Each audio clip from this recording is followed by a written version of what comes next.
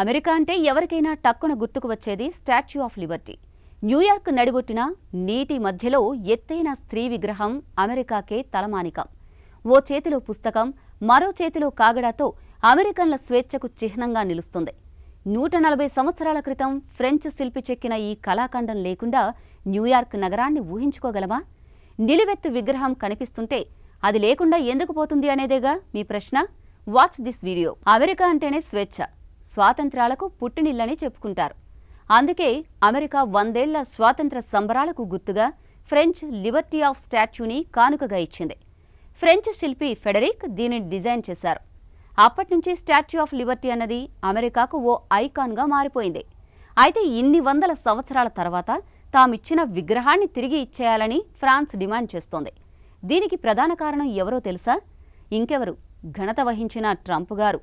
రెండోసారి అధికారంలోకి వచ్చిన ట్రంప్ అమెరికాలో ప్రజాస్వామ్య విలువలను పాతేస్తున్నారు అన్నది ఆయన విధానాలు నచ్చని వాళ్లు చేస్తున్న విమర్శ.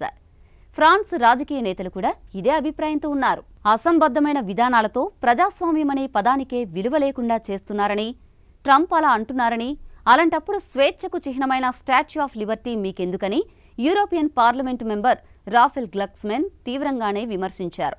డొనాల్డ్ ట్రంప్ పాలసీల వల్ల అమెరికా స్వాతంత్ర్యం, డెమోక్రసీ విలువలను వదిలేసింది అని ఆయన నిందిస్తున్నారు. అయితే అమెరికా మాత్రం ఈ విమర్శలను అంత సీరియస్గా తీసుకోవడం లేదు. స్టాచ్యూ ఆఫ్ లిబర్టీని తిరిగి ఇచ్చేసే ఉద్దేశం తమకు లేదని వైట్ హౌస్ చెబుతోంది. యునెస్కో ప్రకారం అది అమెరికా ప్రభుత్వ ఆస్తి అని, ఫ్రాన్స్ సహా ఎవరూ దాన్ని తీసుకెళ్లలేరని వాదిస్తోంది.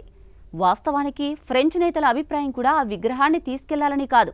ఆ విగ్రహం స్ఫూర్తిని అమెరికా కాపాడుకోలేనప్పుడు, ఆ విలువలకు తిలోదకాలు ఇస్తున్నప్పుడు ఇక అది న్యూయార్క్ నడిబొడ్డున ఉత్సవ విగ్రహంలా ఉండి ఉపయోగం ఏంటన్నది వాళ్ళ ప్రశ్న.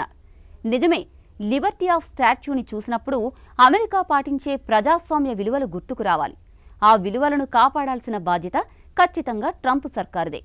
లేకపోతే ఈ తరహా డిమాండ్లే తెరపైకొస్తాయి.